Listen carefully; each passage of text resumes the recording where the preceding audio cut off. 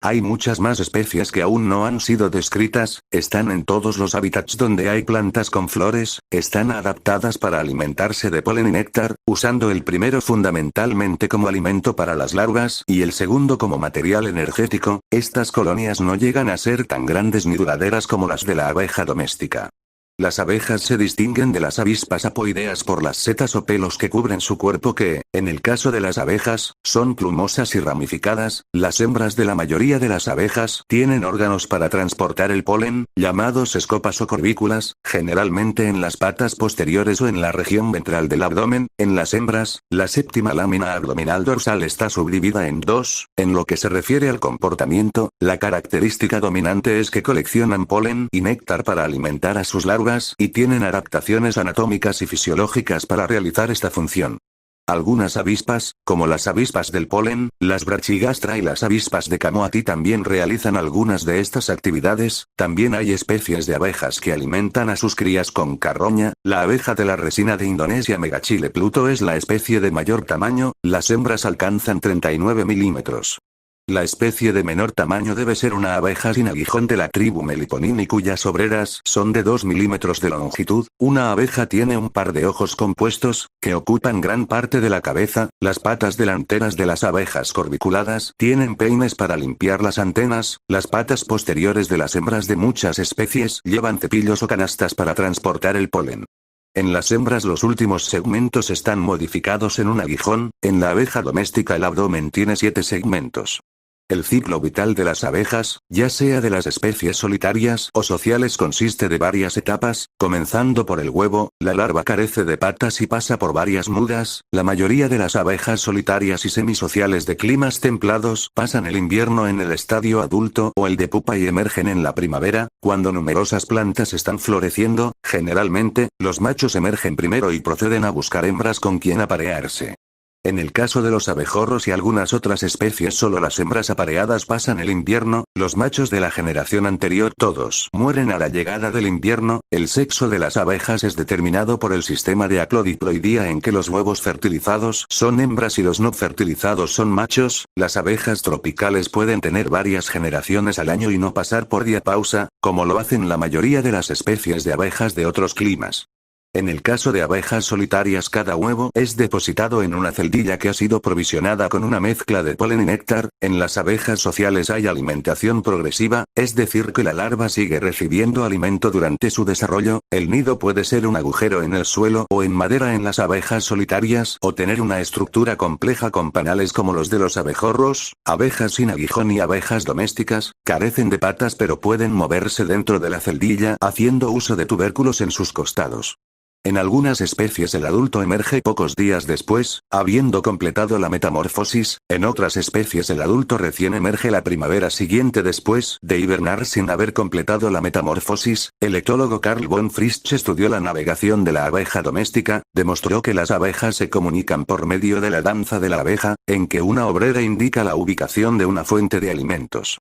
Esta capacidad, común en los seres humanos pero que en el reino animal solo se pensaba que tenían los primates, las ratas, los delfines y una especie de pez, se denomina reconocimiento intramodal de objetos o integración sensorial intramodal y básicamente consiste en la capacidad de imaginar un objeto.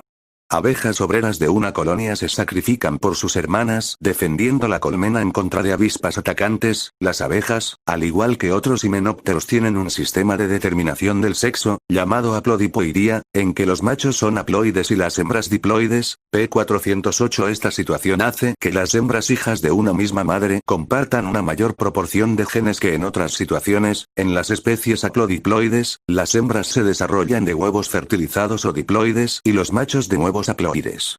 Las obreras no se reproducen pero pasan sus genes a la siguiente generación cuando ayudan a criar a sus hermanas. Hay excepciones, las termitas son eusociales pero no haplodiploides y muchas especies de abejas carecen de socialidad aunque tengan el sistema haplodiploide.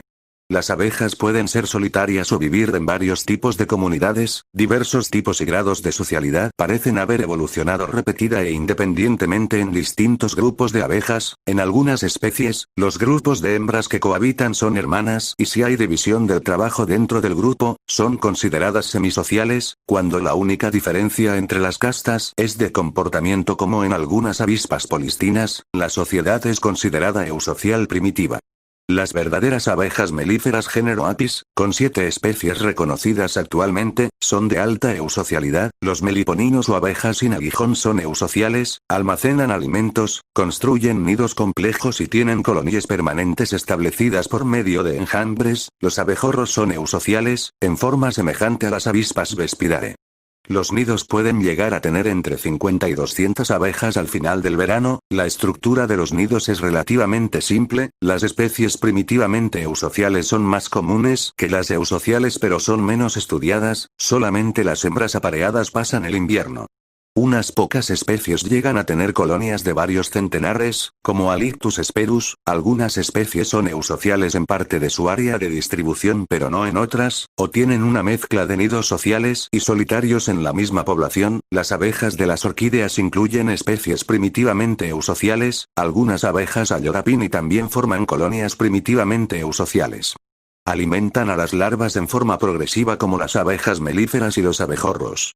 Muchas especies de abejas, incluyendo algunas familiares como los abejorros carpinteros, las abejas cortadoras de hojas y las abejas albañiles, son solitarias en el sentido que cada hembra es fértil y generalmente habita un nido construido por ella. Las abejas solitarias no producen miel ni cera. La mayoría de las abejas solitarias tienen equipo para transportar polen en sus cuerpos. Unas pocas especies solitarias se usan para la polinización comercial, por ejemplo las abejas de la alfalfa y varias especies de abejas albañiles. Abeja japonesa en un nido artificial. La mayoría de las abejas solitarias hacen sus nidos en el suelo, otras abejas aprovechan los cavidades de tallos huecos, tales como juncos. Si bien las abejas solitarias construyen nidos individuales, algunas especies como la abeja albañil europea o Plitis antocopoides, y Amegilla dawsoni, son gregarias construyendo sus nidos cerca de otros de la misma especie.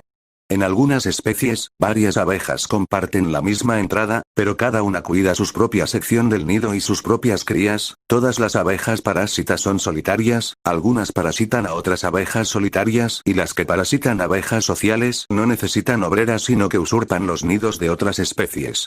Las abejas son los polinizadores más importantes de las plantas con flores o magnoliófitas. Se calcula que la tercera parte de los alimentos humanos son polinizados por insectos, fundamentalmente abejas. Algunas especies de abejas son muy especializadas y colectan polen de unas pocas especies de plantas, otras son generalistas y visitan muchos tipos de flores diferentes. La abeja posee 2 antenas, que le sirven para localizar las flores, y 2 pares de alas, muy delgadas, que permiten a algunas especies largos vuelos de hasta 12 kilómetros.